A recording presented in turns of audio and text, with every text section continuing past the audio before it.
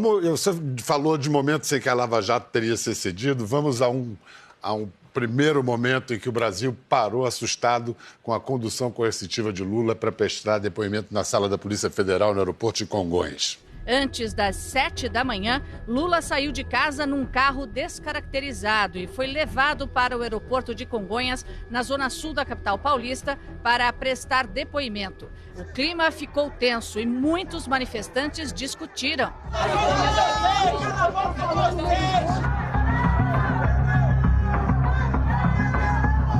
Começou um confronto na rua, em frente a Congonhas.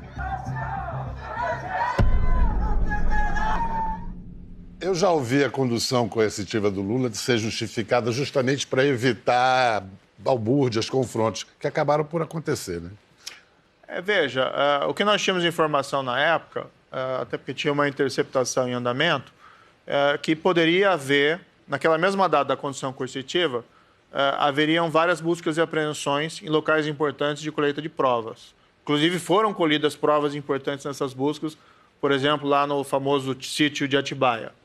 E o que nós tínhamos de informação, isso está no processo, de que poderia haver um movimento de resistência, tá, coordenado pelo ex-presidente, de impedir, com manifestantes, a coleta da prova nesses locais. Então, daí, o que se entendeu como prudente foi adotar essa medida, vamos dizer assim, para evitar que houvesse uma coordenação de atos dessa espécie. Então não há necessidade de fazer uma autocrítica. Eu acho que o senhor... Não, a decisão foi correta. O que ali deve ser lamentado, realmente, a polícia foi até a residência dele, tomou a decisão, é melhor não colher o depoimento aqui no apartamento, que também começou ali surgirem manifestantes, e se deslocou com o ex-presidente a um local que imaginava que seria tranquilo tomar o depoimento. Mas, isso nós temos a informação, o próprio staff do ex-presidente informou aonde ele estava indo e aí se dirigiram vários manifestantes naqueles locais que geraram aquele tumulto. Da minha parte, da parte do juiz, da parte do Ministério Público e da parte dos policiais, ninguém tinha a menor intenção de gerar confusão. Pelo contrário. Doutor Moro, outro momento muito polêmico agora. Alô? Alô? Lula, deixa eu te falar uma querida. coisa. Seguinte, eu tô mandando o Bessia junto com o papel para a gente ter ele e só usa em caso de necessidade, que é o termo de posse. Tá? Tá bom, tá bom. Só isso, você espera aí que ele tá indo aí. Tá bom, tô aqui, fica aguardando. Tá? Tá bom. Tchau. Tchau, querida. A divulgação desses áudios foi considerada ilegal por vários juristas. A própria gravação foi anulada como prova pelo ministro Teori Zavascki no STF. Nesse caso, 3 anos depois, o senhor reconhece que tomou essa decisão com o fígado? Vou voltar a falar dos projetos lá do Ministério.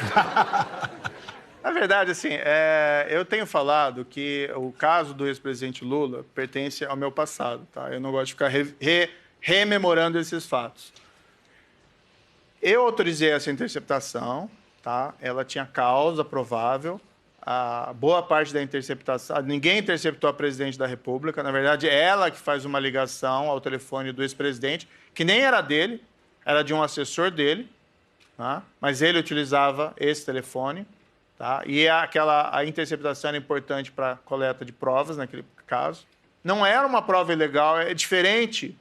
Uma busca e apreensão sem mandado. Tá? A prova que se encontra na residência do sujeito pode ser lá 500 quilos de cocaína, mas se não tiver um mandado, se não tiver uma causa provável para entrar lá, é uma prova ilegal. No caso da interceptação, tinha essa causa provável e tinha autorização. Foi uma questão ali de um intervalo de 1 hora de operacionalização da efetivação que surgiu esse novo diálogo. E a decisão também foi muito rápida. Né? A minha decisão era para manter o diálogo e aí caberia ao Supremo Tribunal Federal decidir se aquele diálogo seria ou não seria uma prova válida. Na minha opinião, era para prova válida. Agora, advogados, juristas, juízes divergem muito em interpretação do direito. Isso não quer dizer que a decisão, vamos dizer assim, foi tomada de má fé. A decisão foi correta. Na minha opinião, eu não perguntei se era má fé, se o fígado entrou nessa decisão. Não, eu creio que não. Eu fiz o que eu achava certo e não me arrependo em nenhum minuto daquela decisão. O que eu fiquei um pouco contrariado e manifestei ao Supremo nesse sentido, eu não esperava tanta controvérsia em cima da decisão, né? E aí eu solicitei escusas pela controvérsia gerada. Mas a minha opinião foi correta. Vamos supor, o problema ali não era a captação do diálogo e a divulgação do diálogo. O problema era o diálogo em si, o conteúdo do diálogo. Que ali era uma ação visando burlar a justiça. E esse era o ponto. O que eu achei nesse caso é que é meu dever como juiz tomar a decisão certa, que para mim foi a decisão certa exatamente essa. Deixa eu levantar, perdão, data vênia, mais um abacaxi ou um pepino, como queira chamar. O Ministério da Justiça está satisfeito com o desenrolar das investigações sobre as relações do senador Flávio Bolsonaro com o assessor Fabrício Queiroz e a revelação do COAF de dezenas de depósitos suspeitos? Essa é uma investigação que não está na Polícia Federal, nem está lá no Ministério. É uma investigação que está aqui com o Ministério Público Estadual. Quer dizer, aqui não, o Ministério Público do Estado do Rio de Janeiro. E eles têm autonomia e independência para realizar essa investigação. O Ministério lá não é um... O ministro não é um super-tiro, não é um super-juiz, ele não vai se carregar da investigação de todos ou qualquer caso concreto. O que nós fazemos é dar estrutura e apoio para as investigações quando solicitado. Agora, o ministro não cuida especificamente dessas investigações, desses casos concretos. Eu costumo dizer que a gente aqui faz boa televisão quando a gente consegue lidar com as nossas contradições. Toda atividade tem contradições. E a de um ministro, em qualquer governo, é lidar diariamente com ambivalências, contradições. Então, vou apontar algumas questões assim. Vou ler um trecho de uma sentença sua de fevereiro de 2017. A destinação da vantagem indevida em acordos de corrupção a partidos políticos e a campanhas eleitorais é tão ou mais reprovável do que a sua destinação ao enriquecimento pessoal, considerando o prejuízo causado à integridade do processo político-eleitoral. 2 anos depois, ao ser retirado do pacote anticrime a parte referente à criminalização do Caixa 2, o senhor deu a seguinte explicação. Houve uma reclamação por parte de alguns agentes políticos de que o Caixa 2 é um crime grave, mas não tem a mesma gravidade que corrupção, que crime organizado e os crimes violentos. Então, nós acabamos optando por colocar a criminalização num projeto à parte, mas que está sendo encaminhado ao mesmo momento. Foi o governo ouvindo reclamações razoáveis dos parlamentares quanto a esse ponto e simplesmente adotando uma estratégia diferente. Quer dizer, esse desmembramento foi para facilitar o seu trabalho ou a vida dos parlamentares? Não, deixa eu te explicar assim. Quando eu não retiro nenhuma vírgula do que eu falei na sentença. O que aconteceu foi o seguinte. No caso da Lava Jato, da investigação da Petrobras, o que nós tínhamos? Em um contrato da Petrobras, se pagava suborno, e esse suborno era dividido entre, por exemplo, um diretor da Petrobras e um agente político e o partido político.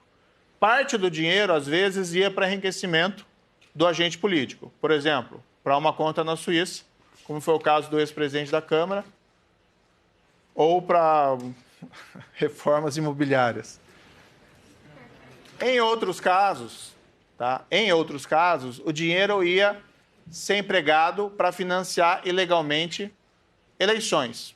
O que eu disse na sentença, olha, eu acho que nesse caso é até pior, porque a corrupção está comprometendo o processo político democrático. Foi um juízo porque se tentava minimizar o problema do dinheiro não ser utilizado para enriquecimento, mas sim para financiar a eleição. Até aí estamos juntos, mas a questão é que o desmembramento deu a impressão que isso estava atenuando essa mesma afirmação. O crime de Caixa 2 não é exatamente a mesma coisa que corrupção. A corrupção tem a contrapartida, o quiproquo. Eu recebo suborno em troca de algo, ainda que esse algo possa ser uma política geral favorável àquela pessoa.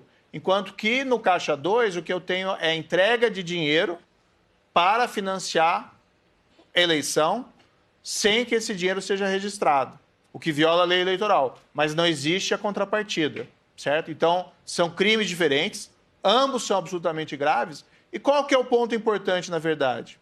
Eu acho que esse projeto anticrime, o grande mérito dele, ele tem medidas lá que são importantes, são oportunas, eu acho que aprová-la vai fazer diferença. Mas quais são as cruciais que não podem deixar de ser aprovadas? Por exemplo, a questão da segunda instância. É um dos pontos cruciais. Mas vou te colocar assim, o projeto, além das medidas do valor intrínseco deles, é uma sinalização da posição do Ministério da Justiça e do governo em relação a esses temas. Então, quem que apresentou projeto, por exemplo, que ataca a corrupção nos últimos governos durante todos esses escândalos de corrupção? Pelo menos desde 2014. Praticamente ninguém apresentou nada. E o governo vem agora e apresenta.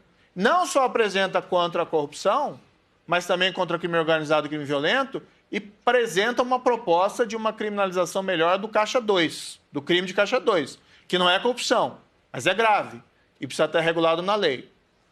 E o desmembramento foi parte de uma coisa chamada política. Olha, o que eu posso te dizer, lhe assegurar é o seguinte, eu vou lutar para aprovar cada vírgula de todos os projetos que o Ministério da Justiça apresentar, inclusive da criminalização do Caixa 2. Outra questão que me parece cara ao senhor e às suas propostas é a questão de transferir para a Justiça Eleitoral processos que envolvem crimes eleitorais que, a seu ver, deveriam ir para a Justiça Comum. Procuradores da Lava Jato criticaram a decisão do STF em sentido contrário. Por que precisam ir para a Justiça Comum? Por que o senhor defende isso? Isso eu falei também, muito respeitosamente, mesmo antes do julgamento, a Justiça Eleitoral tem grandes méritos. Mas, para julgar crimes complexos, corrupção, lavagem de dinheiro, não é bem o melhor lugar. Ela não tem uma tradição, ela não tem uma expertise, e os juízes são temporários, eles ficam ali 2 anos. Muitas vezes um caso leva mais de 2 anos tramitando e é ruim essa troca de juiz. Então, o que nós defendemos era que fosse separado. Que é crime eleitoral fica com a Justiça Eleitoral, os outros crimes, corrupção, lavagem, ficam com a Justiça. Agora o Supremo decidiu, acho que essa decisão tem que ser respeitada, né? Acho que a decisão pode ser criticada, acho há excessos, às vezes, nessas críticas, as críticas não podem, assim, ir para o lado do ódio, da ofensa, mas a decisão pode ser criticada.